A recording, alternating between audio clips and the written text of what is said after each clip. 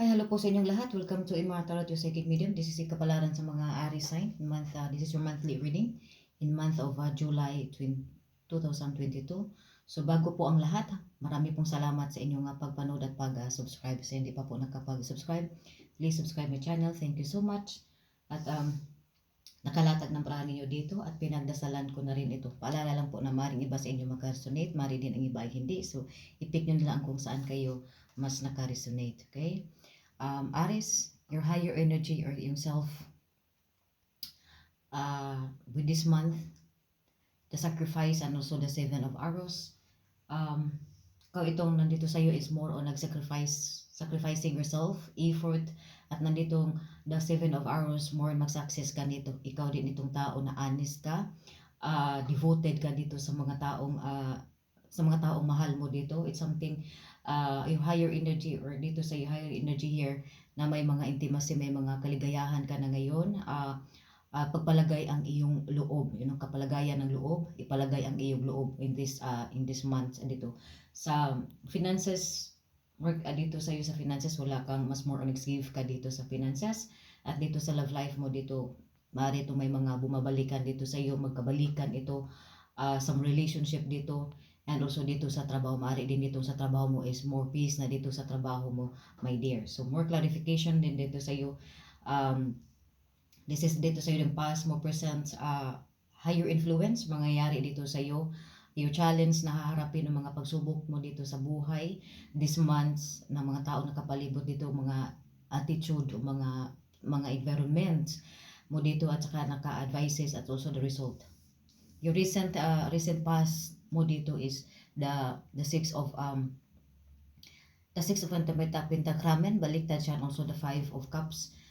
Ikaw itong malungkot ka sa mga nakaraan, nandito pero hindi ka dito nabibigo sa iyong mga pangarap sa buhay. Pagdating dito sa finances, sa mga nakaraan may babayaran ka, nakabayad ka, pero may na-save ka pa dito sa iyo. Something dito rin sa iyo sa mga nakaraan. You're losing some relationship dito, you're emotional, naging emotional ka dito, naging malungkot ka, naging dito feeling mo dito alone ka dito, iniiwas mo ditong sarili mo, nag-isa ka dito, maaari itong nasa malayong lugar ka nagtatrabaho or malayo ka dito sa mga mahal mo sa buhay. Something dito din sa mga nakaraan na may nag-ask dito sa iyong attention, maaari itong sa mga nakaraan, losing some relationship na ito naman ay may asking your attentions or nandito sa iyo na babalik ito o may mga humingi ito ng tawad sa iyo, may mga humingi dito ng tulong about sa finances. Nandito naman sa iyo in your current energy here is the 8 of a 7 and also the Chariot. This is more on your homes, family, at dito sa career mo, this is maganda ng about your job, this is about your life. You're making decisions dito in your current energy here or dito sa iyo in this month of July. Nandito sa iyo na may magandang maranasan mo dito, may magandang balita ka na ditong matatanggap, This also a flight dito, maring dito sa iyo is may bala ka na ditong magbabiyahe ito ng malayong lugar, magbibiyahe sa biyaheng himpapawid. Maaaring may mga lilipat ito ng tirahan, mga pangarap mo sa buhay dito. Ikaw ito yung you came, triumph, winning from troubles, from wars mo dito, obstacles mo dito. Your current energy is more on dito, kalma ka, kalmado, be proud of yourself. Maaaring may mga, you have to be proud dito sa mga success, sa mga tagumpay mo sa buhay, more on dito sa ikaw ay magsa-success ka dito. May mga travel dito, maaari dito sa mga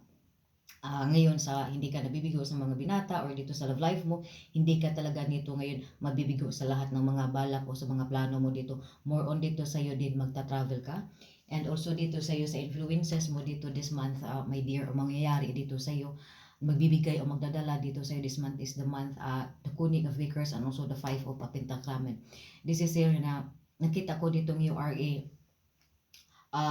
some of you dito you are a mother, may mga isa kayong ideal woman, charming, more on sa this month, charming kayo, nagpapaganda, nagpapabeauty, abundance, masaya, sa mga nakaraan kung gaano kakalungkot. This month of July, nakita ko itong mas masaya ka na, mas enlightenment na to, abundance na dito, prosperity, more peace ka na ngayon, confident in yourself about dito sa iyong finances. Nakita ko itong naghanap ka dito ng paraan para makahanap ka dito ng pera sa love life mo dito. Something dito sa iyo na hindi ka dito nagpaapekto dito sa iyong ikaw kasi itong tao na more confidence, strong. You have a strong personality. Maaari itong ikaw ito yung breadwinner sa pamamahay mo. Ikaw ito nag-support dito sa sa pamilya mo, sa pagdating sa finances, ikaw itong nag-support, breadwinner ka. Maaaring influences din ito, you have an ideal, ito ikaw itong tao na caring, loving dito as a mother, as a maalaga ka dito, ikaw itong devoted ka rin dito sa iyong devoted ka dito bilang sa love life mo dito, honest ka because nandito sa iyo is more on more patience, ikaw ito yung nagsakripisyo, more pasensyo, more patience ka talaga dito, may mga pangarap ka, may mga plano ka dito na ikaw ay nagtatagumpay, umari itong sa mga nanay, sa as a parents dito na talagang challenge mo dito is the four of Safardin and also the Kaiserin is really ako also a card dito na it's more on a home in your carried energy here, a mother or a family dito na more on nandito sa you have devoted, and also here may challenge dito dito may mga dito na yun ang lahat ng luho ng mga anak mo dito mabibigay or something dito, more on abundance kapag dating challenge mo dito na ipahinga ang iyong sarili, take some vacations, more something dito sa iyo na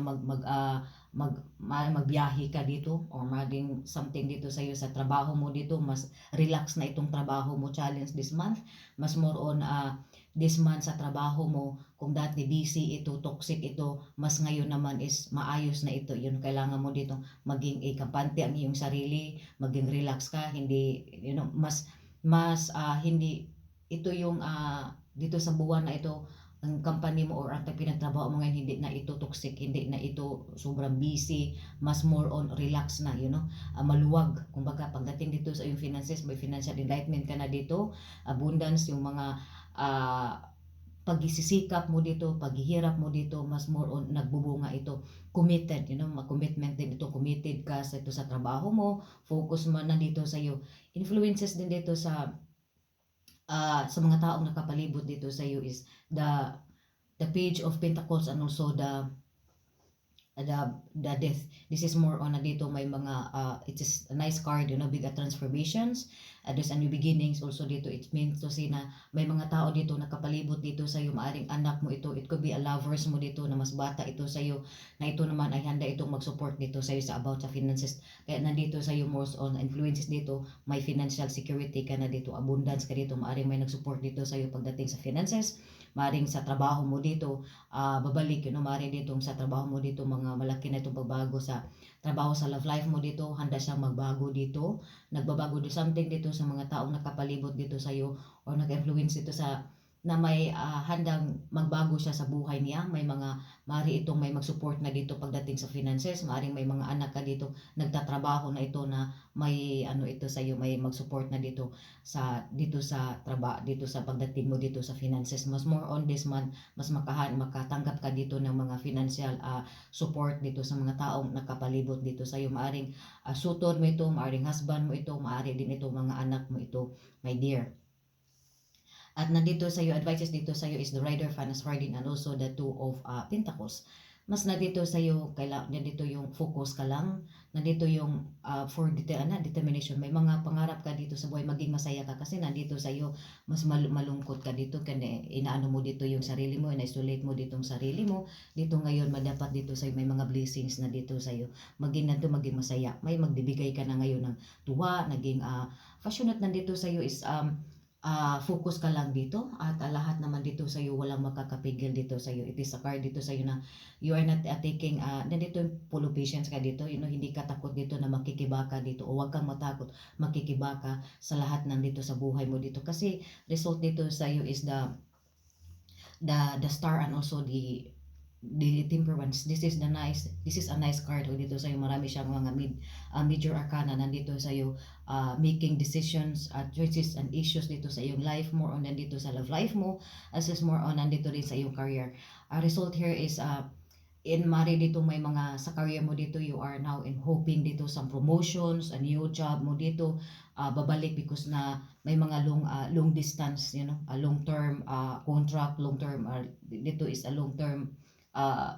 long term a career or something dito. You finish dito ng higher educations or more on promotions dito, or nandito yung good salaries na about dito, dito sa pagdating sa iyong finances ang result dito. Dito sa more clarifications, mas inalagaan mo to ngayong mga sa sarili mo, nagpampering na, may mga healing process ka na dito, at nandito sa iyo sa maritong sa trabaho mo dito is relax na ngayong trabaho mo dito kasi nandito ng harmonious, harmonious na maganda ng pagka-balance dito sa more on this month. At sa trabaho, unahin natin dito sa trabaho, mas maluwag na itong trabaho mo, mas okay na itong trabaho mo, mas maayos na rin ang pakikisama mo dito sa iyong mga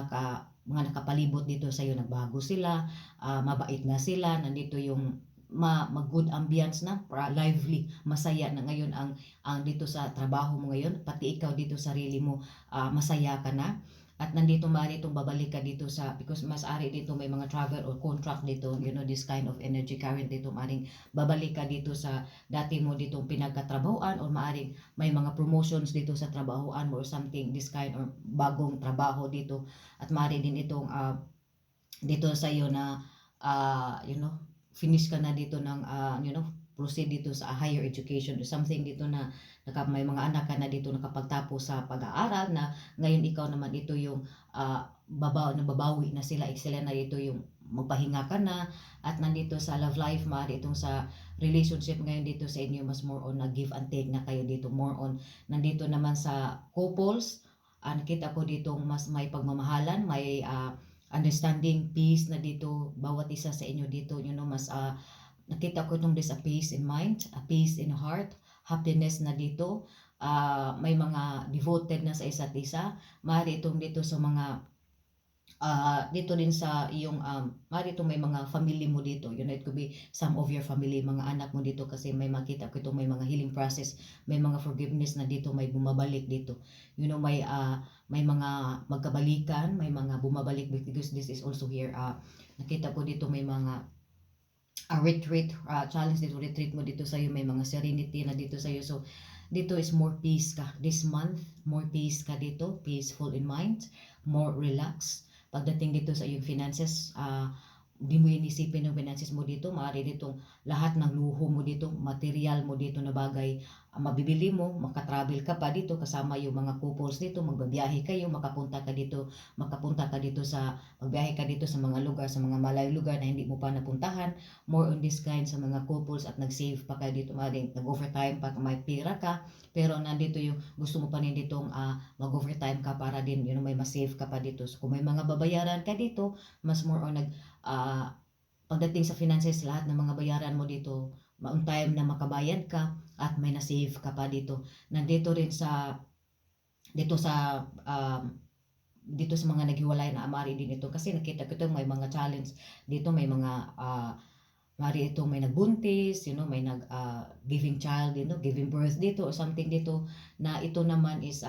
nakita ko ditong gusto talagang sa mga love life dito, nakita ko ditong may makipagbalikan dito, may bumabalik, handa siyang magbago dito sa iyo. There's a chances, because a challenge dito sa inyo is there is kung ano man yung mga sacrifices mo dito, there's a lot, may mga chances dito, a challenge dito, may mga chances. Sa love life dito, may chance na maging maligaya ka, maging maligaya ka, makontento. At chances dito sa iyong sa finances mo dito, mas more enlightenment ka na dito sa dito sa love life dito, more on clarification sa mga maaari dito, may mga lose kasi sa mga nakaraan dito, lose relationships, from some emotional ka dito, chantage dito sa mga nakaraan, na ngayon dito sa iyo siya ay babalik dito. More clarification, may bumabalik dito sa iyo, may magkabati dito, gagawin niya ang lahat, maghanda siyang magbabago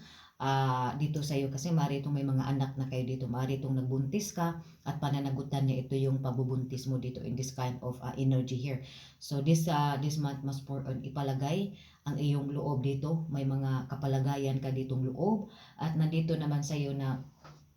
more on give and take nga na rin dito, more on give and take na dito sa mga some relationship dito. Nakita ko dito sa iyo is mas may maaari na ikaw itong may breadwinner ka eh. Ikaw ito yung nag-sacrifice, ikaw ito yung nag-effort talaga dito about dito sa relationship. Ikaw ito rin itong more patience. So nakita ko ditong yung habang pasensya mo dito, pinagpala ka dito ng Panginoon, because nakita ko ditong ikaw itong tao na to na, because here more on nakita ko ditong pinagdasal, pinagdasal mo, pinaasa mo dito ang lahat sa Panginoon. Nandito sa iyo is God bless you, this is it na pinagpala ka, pinagpawara ka dito ng Panginoon na lahat ng mga pangarap mo sa buhay, lahat ng mga wish mo dito, because nakita ko dito your higher influence, also dito yung sarili mo dito, may mga wish ka, may mga pangarap ka sa buhay, your desire, there's a success dito sa iyo, there's a chances dito about dito sa love life mo, there's a chances na ikaw ay maliligaya pa, there's a chances dito na babalik siya dito sa iyo, there's a chances dito sa iyo na ikaw ay magbubuntis ka, mari itong malungkot some of the couples dito, nangarap kayo na magkaroon kayo ng mga anak, nangarap kayo maging mabuntis or something dito, there is really a miracle, there's a bliss dito sa Panginoon, na there's something dito na magka conceive dito, something, this kind of energy dito, at nandito naman is most peace ka ngayon, harmonious, fruitful dito sa iyo, peace in mind, peace in heart, masaya, healthy balance nandito, most on give and take ka na dito, lahat na dito sa iyo, your effort and sacrifices dito is nag-worth it yan, nakita ko dito, mas more relax ka at this month, my dear Aries, at mari din ito may mga you losing some relation or may mga emotions or contact dito sa mga mari itong anak mo dito na ito naman ay magbago ito, mari may mga communications ka na dito about dito sa mga family mo dito, mari because may mga message na to about sa mga anak na ito yung anak mo dito is nakita ko itong iniisip ka dito ng bata na to, but more on nandito sa your patience, whatever it is, more patience ka nandito sa ikaw itong tao na naning ka devoted, be advices lang dito sa iyo na be devoted sa as a couples, as a love life dito. Kung may mga dito sa inyo, may mga pangarap ka man dito maging maligaya, more patience ka dito sa mga couples, be devoted, be honest isa't isa. Nakita ko ito may mga hinintay ka dito, may pangarap ka dito na ito ay matutupad, wish mo dito, at sa mga nag-breakups dito, you losing some, maaari itong biglaan lang itong umalis or biglaan lang itong nandito sa iyo na nito hindi ito nagpapaalam na ito ay babalik ito sa iyo, may bumabalik dito sa iyo, some of this kind of magkabalikan, magkabati, may mga pagpapatawaran this month, this kind of energy here. So pagdating sa iyong finances dito, mas more on may ingat ka dito sa paglabas mo dito ng pera, pero may paparating din dito. Kumbaga dito yung pera mo dito is more on may na-save ka dito, ingat ka rin dito sa paggastos mo, lumalabas ka, nagbibiyahe ka, nag-vacations ka, pero nandito yun na mas na-save ka pa rin dito ng pera mo dito, mas mabili mo lahat ng luho mo, sa mga anak mo, sa mga material na bagay, pero nakita ko ditong may masave ka pa dito. Sa trabaho, relax ka dito sa trabaho, maaari dito may mga promotions, maaari ditong babalik ka dito sa trabaho dati mong pinagkatrabahoan, mas more happy ambience na ngayon dito sa trabaho mo ngayon, good administrations, good, dito yung company mo dito, at nandito naman sa love life, maaaring babalik siya, this kind of energy, maaaring may mga pagdating sa finances is bilang isang ina, maaari itong dito din sa iyo na ipalagay ang iyong loob, maaari itong may mga anak ka dito, ikaw malayo ka sa isang lugar na ang anak mo dito is maganda, itong magandang isa kang ina or may somebody dito na nag-alaga dito sa iyong anak na talagang inalagaan na dito ang anak mo at handang sinususuportaan ka dito pagdating dito sa finances. You are dito sa you charming, and maramari din itong some of you dito may mga influences din dito na o some iba dito sa love life dito na maaari din ito na may mga bata na kayo dito karelasyon or something this kind, you can have may mga mas bata ninyo ang iyong karelasyon na ikaw ngayon is nagpabata ka rin. There's something dito sa you more refreshing energy here, nakitang more on healing wounds, more on nandito sa yung nurturing yourself, pampering yourself, mari din itong nagpapaganda, nagpapabata ka, nagkabata ka, kumbaga happy ka, nandito. Nakita ko dito sa iyo is this month is more happy ka, inalagaan happiness na dito, happiness, abundance, contentment in life, nandito yung charming ka, happy ambience, kumbaga ito rin nagbidadala din dito, mas more on relax ka this month, my dear Aris. At nandito sa iyo is your effort and sacrifices is nagsasucess ka. Just nakita ko itong give and take lang sa isa't isa, makinig sa isa't isa dito at be happy dito. Focus kung ano man ang mga decisions mo sa buhay, dito kung ano man pangarap mo dito. Nandito lang more on this month, be calm,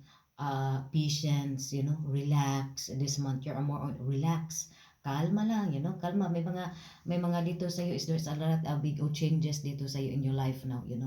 lahat ng mga pangarap mo sa buhay, magsa-success ka. May mga wish, could be job, could be love life mo dito, finances mo dito, na nandito sa iyo is matutupad ito. More on nandito sa iyo, there's somebody also, some of you dito, maritong may mga travel na dito, biglaan ka ditong aalis, biglaan ka ditong